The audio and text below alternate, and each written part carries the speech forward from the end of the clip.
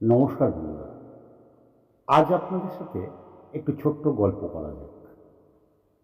আফ্রিকায় এক কৃষক সুখী ও পরিতৃপ্ত জীবন নির্বাহ করত।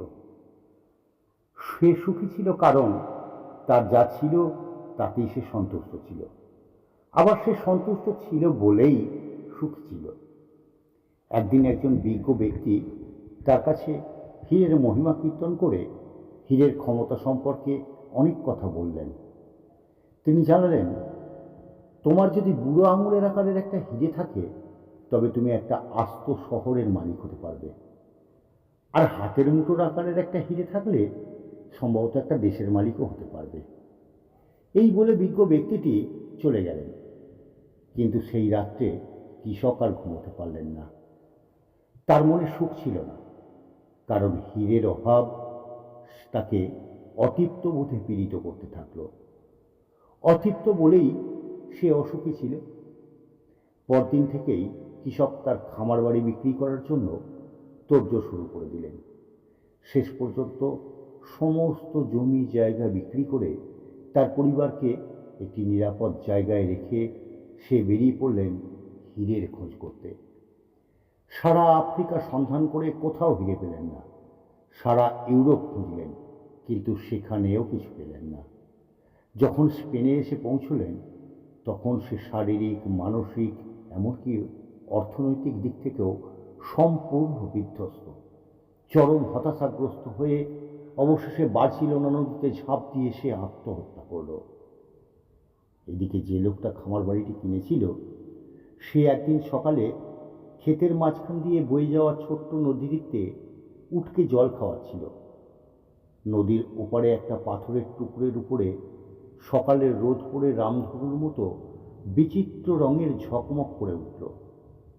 বসার ঘরের টেবিলে পাথরটি বেশ মানাবে মনে করে লোকটি পাথরটি কুড়িয়ে নিয়ে বাড়ি ফিরল।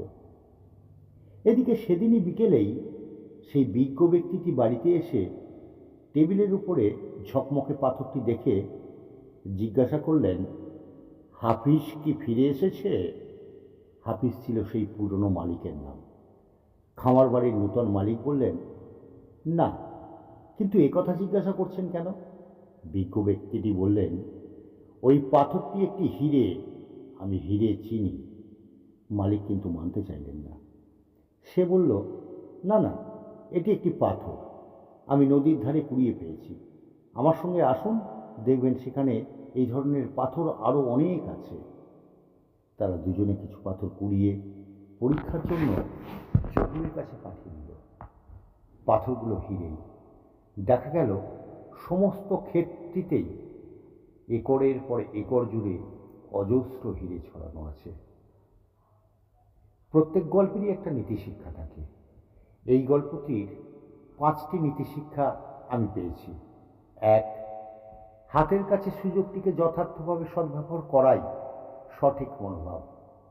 একরের পর একর বিস্তীর্ণ হিরে ভরা ক্ষেতটি ছিল হাতের নাগালের মধ্যে।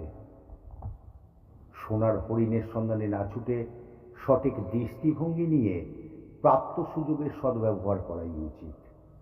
2, নদীর অপর পারের ঘাসকে অনেক বেশি সবুজ মনে হয়, দূরবর্তী সম্ভাবনাকে মানুষ অনেক বেশি উজ্জ্বল মনে করে।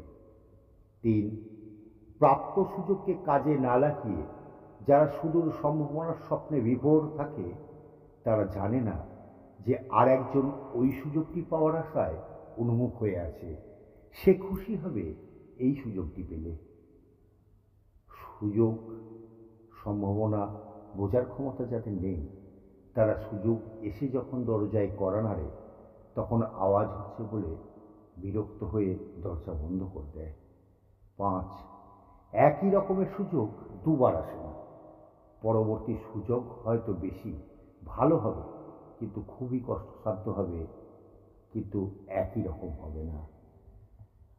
বন্ধুরা, আপনারা যদি কোনো নীতিশিক্ষা এর থেকে পেয়ে থাকেন নতুন কোনো, তাহলে অবশ্যই জানাবেন। ধন্যবাদ, নমস্কার। সাথে থাকার জন্য আরেকবার ধন্যবাদ, নমস্কার।